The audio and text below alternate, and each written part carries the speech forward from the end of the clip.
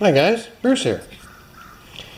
Well, I see this lawnmower every year, and this year the owner has given it to me. She's a professional landscaper, and to be honest with you, I think Toro took fancy lawnmowers one step too far. This one has, let's see, automatic choke. How can I put this? An on-off switch up here, which has been broken off. We'll talk about that later. Whoops, right there. Sorry about that. There. It has a clutch to engage the blade. So if I can do this with one hand, we'll push that in and we squeeze that down, and that engages the blade. So of course these wires move all the time, and they've broken off about every second year. I've been looking after this mower for quite a few years. It's called a personal pace. So the way it's supposed to work is the faster you walk, the more you push on this handle here. Do you see that flexing? The tighter the drive belt gets and the faster it goes. So it'll go as fast as you walk. It's supposed to keep up with your personal pace. But when stuff like this gets old, it gets loose and unreliable. And one more thing to provide frustration for her is the clip for the air cleaner is broken. Right there. So that has to be taped or something held on there, right? So it was just starting to drive her nuts. It still runs good, but it's just, one of those. Depends on, like she was using it commercially, and it was just getting frustrating. And when you're doing something commercially, you have to have a reliable machine, eh? So, very nice thing. This might be my spare mower or my main mower, depending on the future. We don't know where it's going to end up. All right, let's put this Honda Toro up on the lift.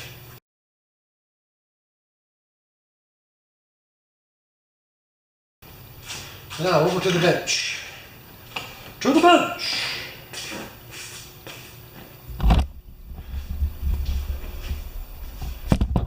There we are. I'm just going to turn off the fuel.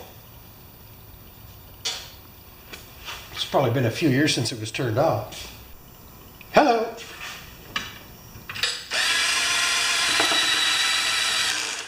The stud's turning. The whole thing's coming off. Well, that's too bad. Alright. We need a 10mm wrench and the socket set. So what's happened is these, right there, the stud that connects to that bolt spun out of here instead of there. Instead of coming off the top. Not a big deal. I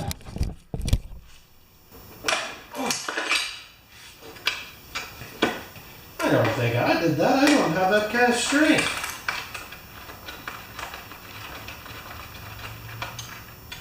There's one.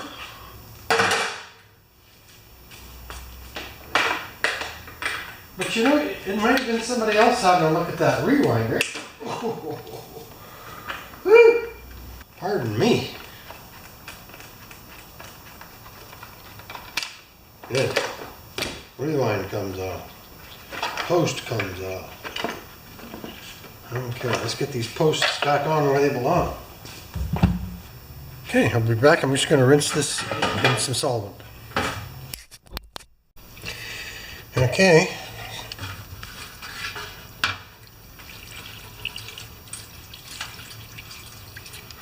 So the nice thing about solvent is that it's not as flammable as gas, right?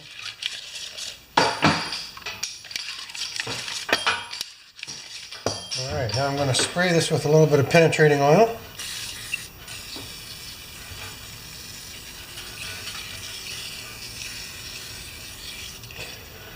Do that a few times.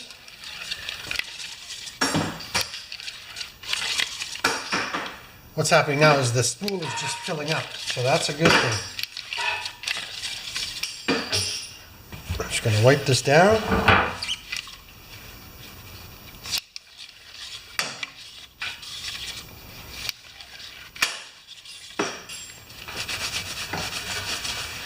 That might have got it.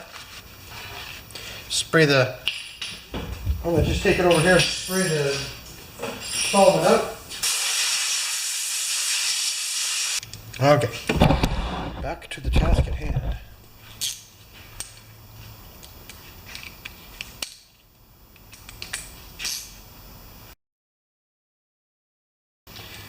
I think somebody was working on that. Start just like that.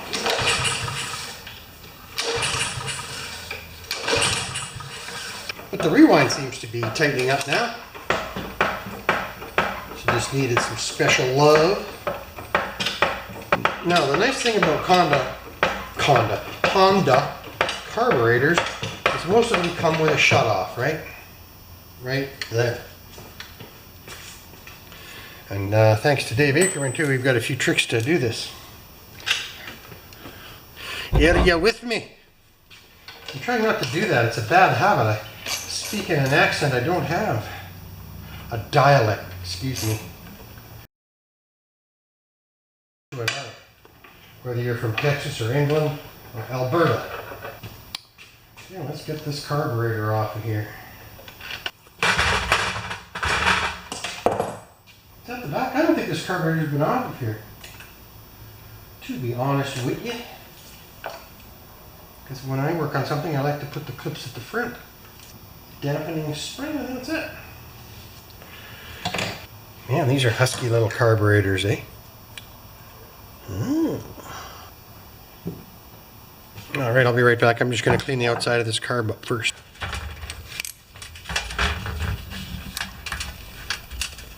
What? I don't get it. Me.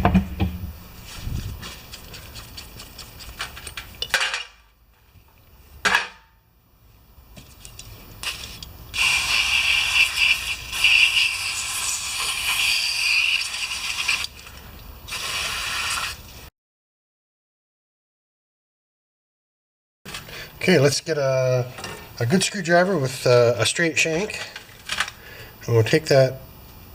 Oh, we might have to use the other one. We'll take that jet out of there. I bet you it's just plugged. Well, let's try plan B. I keep a little Allen wrench in here just for this exact reason.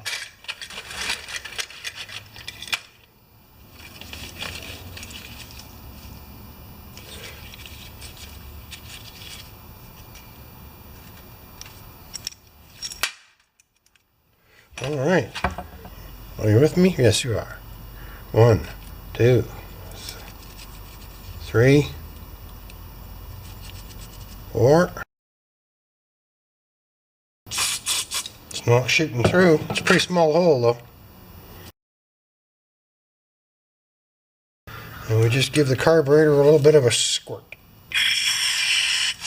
Thanks to Dave Ackerman, I'm going to use these two rods to reassemble this. But we have to get the emulsion tube back in.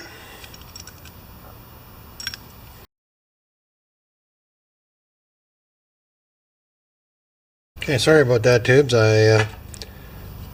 Excuse me, I'm sorry about that. Viewers, I had a hard time getting the jet in the end, but I did get it in. So now, I don't know if this needle was floating around down there. All right. Should be able to blow in here. I know it's not sanitary. Oh yeah. Perfect.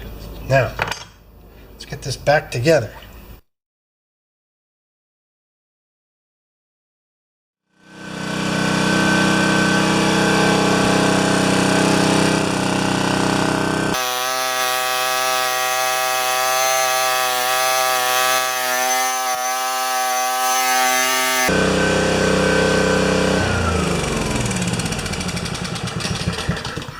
Okay, it started once it had fuel, but the choke's not opening up.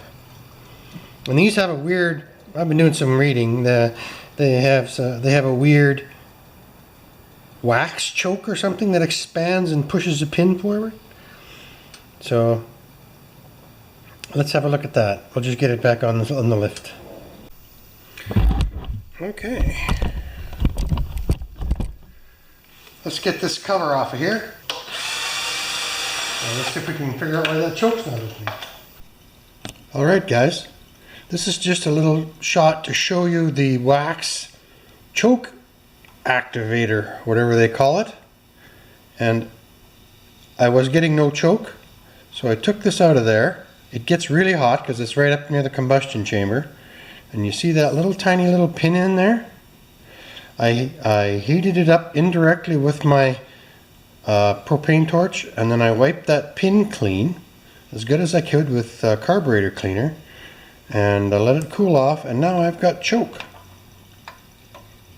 So that just, and I cleaned out that hole, and so that little tiny pin just sticks out, and this is the assembly, and it just pokes against that little guy right there, which activates the choke across there. Isn't that cool? So right there, it just pushes there. I wonder if I can do that for you. I'm holding a camera. Yeah, see right there. That activates the choke from that pin there. And then this whole mounting just goes back on.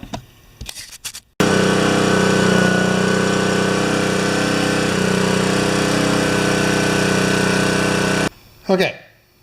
I tried to spray some carburetor spray on the block while it was running to cool off this wax pin, but it's not cool enough. And I've got spacers in here instead of the carburetor air cleaner assembly. So I'm going to put this, oh, it's starting to close. Look at that, that choke is starting to close. That's kind of fun. I'm almost out of this one can, which has been a low pressure can.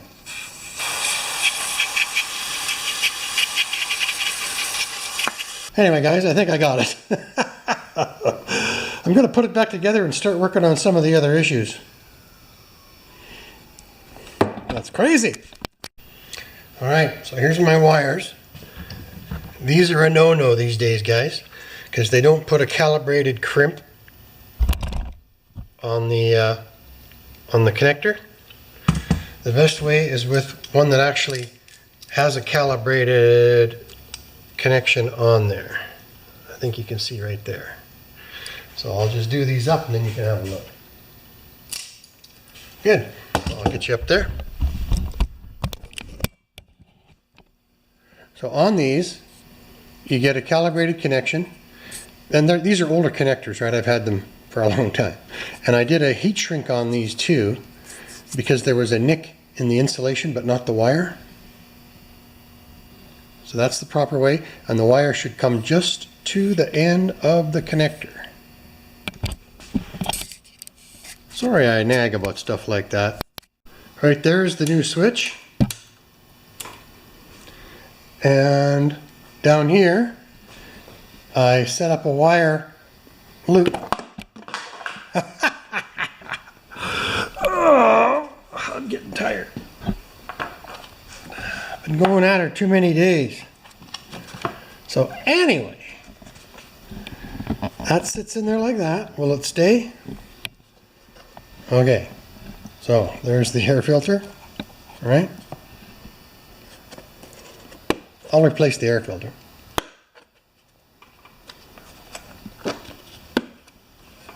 There, that'll do.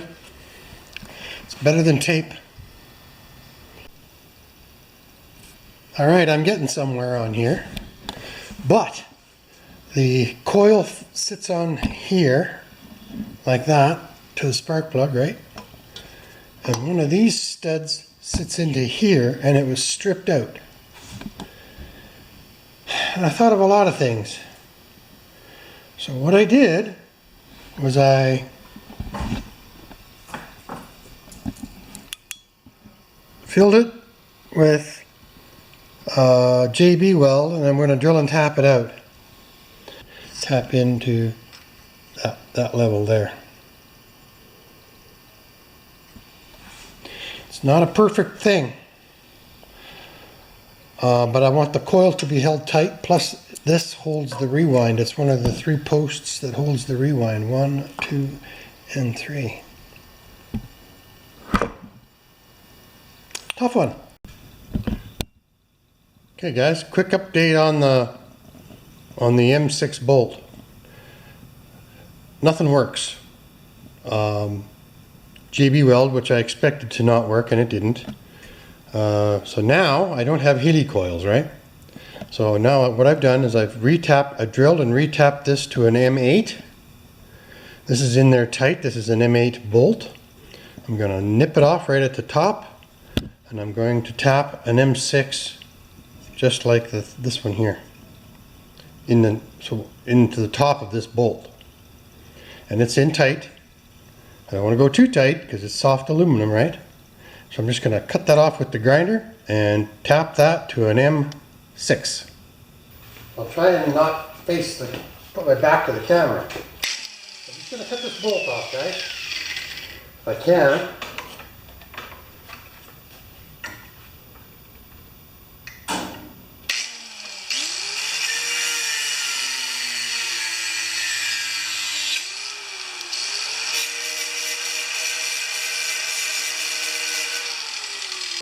I'm going to tap an M6 into there.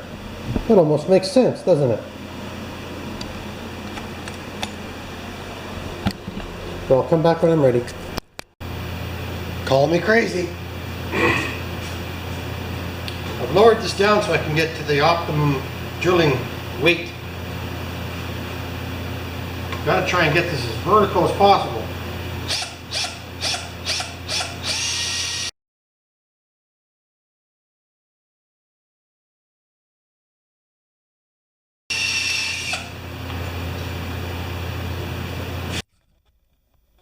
Alright, hole number 2 for the M6, right? The next drill bit up is too big. We got the tape on here to show me the depth, and we're going to find out now how level I am, because you'll feel the edge of the bolt when I'm drilling.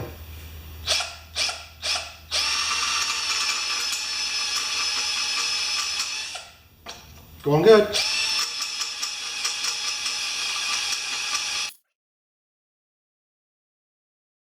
That means it's a sharp bit. I'm going to turn you off.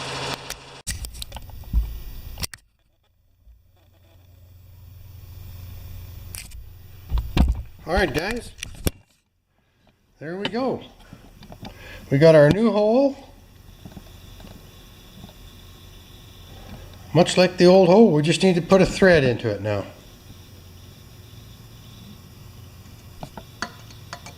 That's a close-up. So now you can see what I'm up to.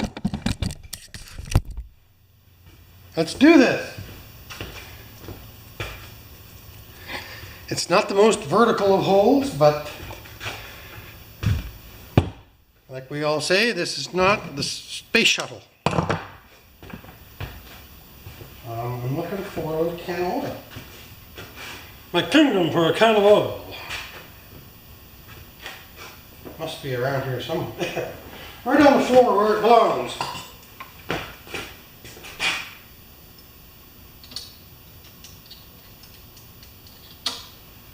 Okay, let's do this.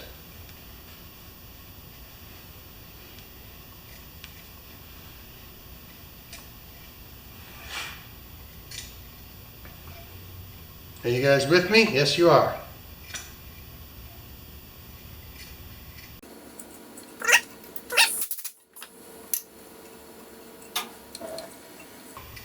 You can actually feel it. When I go about that far and you come back, you can feel the old cuttings release about halfway around. I don't do this very often, you know, probably once a month or so. Mostly I use these to chase dirty threads. Yes, you can buy a tap that does nothing but chase threads, but when you're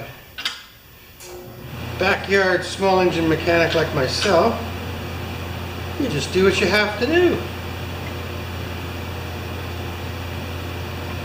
Now this is where it gets tough because I'm starting to hit that flywheel. So I'm going to just change things up a little bit, and I'll come back when we finish this. Okay, tubes, there's our M6. Same as that one, except it's got the new bolt in, right? So it's an M8 tapped to an M6, much like a homemade Healy coil.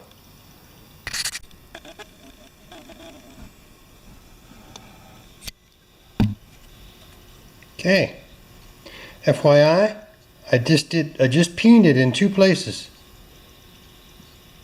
That's an old mechanic's trick, and I think we are there to put this coil and the flywheel back on. Can you guys see? Darn sun's coming in the window. So I've got the card in, got the coil mounted. We'll just turn this and see if we have, make sure the ignition's off even though we don't have any fuel. Okay, now I want to see if there's a spark there. But I want to see if the spark jumps the plug. So let's get that spark plug out of there. But there's no spark plug in the machine. And we add a 19mm socket to the drill. We don't have compression, right? I'm just going to check and see if there's a spark. I don't see a spark. What?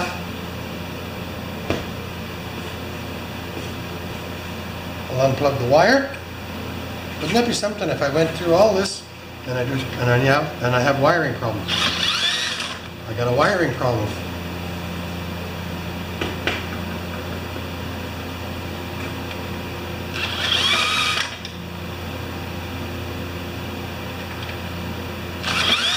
Yep. Well, my bad. Okay, we'll continue on. Okay, guys, I want you to see something. This is the bag that comes off the lawnmower, and inside right here, inside this plastic block, is a magnet that when the bag is removed, it puts a ground on to kill the ignition. So right now we have it open, right? We'll take the bag off.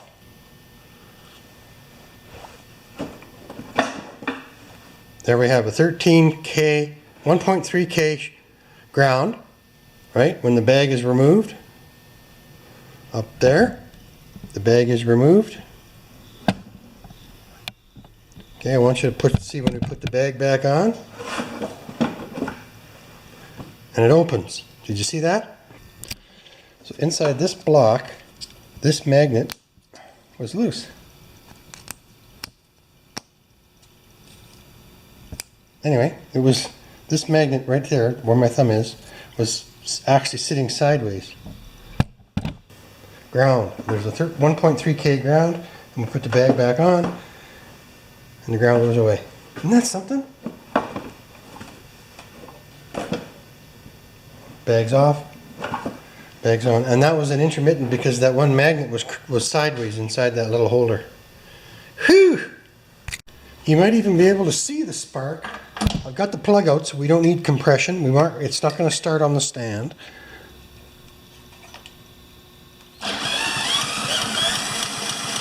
Nice, eh? All because of that magnet on the bag. So that is my biggest complaint about fancy machines, is that it's all fine when the machines are newer, but when they start showing some age and some hours, anything can take them out. Alright guys, I think we did it. Contact on. Doesn't take much.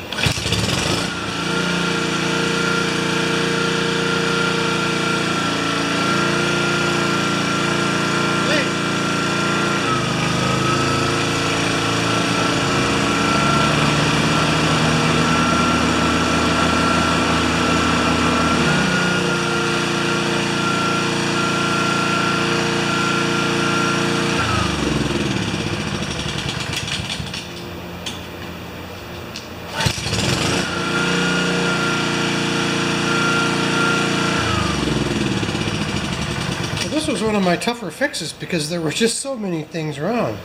That stud for the coil, then I finally got a reliable spark, and then I still had the problem with the bag shutting off the lawnmower with that magnet. And I repaired the magnet, so I'm just going to see if it's reliable or not. But it's now my spare mower. A little nicer than that little old Briggs. Thanks, guys.